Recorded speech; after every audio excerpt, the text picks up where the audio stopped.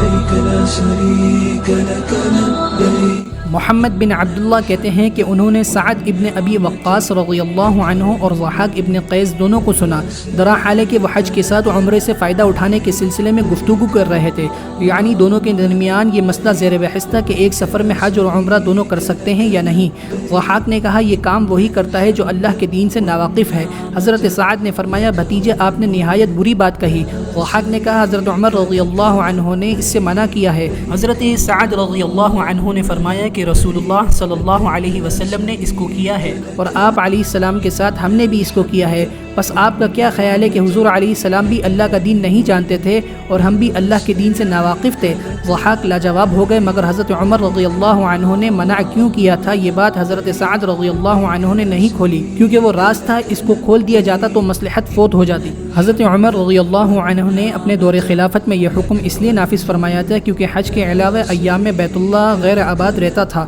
تو حضرت عمر رضی اللہ عنہ نے چاہا کہ اللہ کا گھر پورے سال آباد ہو جائے اور ہر وقت طواف جاری رہے اور لوگ مستقل طور پر عمرے کے لیے پورے سال مکہ آیا کریں۔ چنانچہ کعبہ شریف سال بھر آباد ہو گیا، دن بدن عمرہ کرنے والوں کی تعداد بڑھتی جا رہی ہے، اور حضرت عمر رضی اللہ عنہ نے یہ مصلحت صرف کبار صحابہ کو بتائی تھی، انہوں نے پھر عوام کو اس مصلحت سے آگاہ کیا، اور حضرت عمر رضی اللہ عنہ کے بعد رفتہ رفتہ وہ بات ختم ہو گئی اور لوگ حج کے ساتھ بھی عمرہ کرنے لگے، اور ظاہر ہے جو کام نبی صلی اللہ علیہ وسلم نے کیا ہو وہ ممنوع کیسے ہو سکتا ہے؟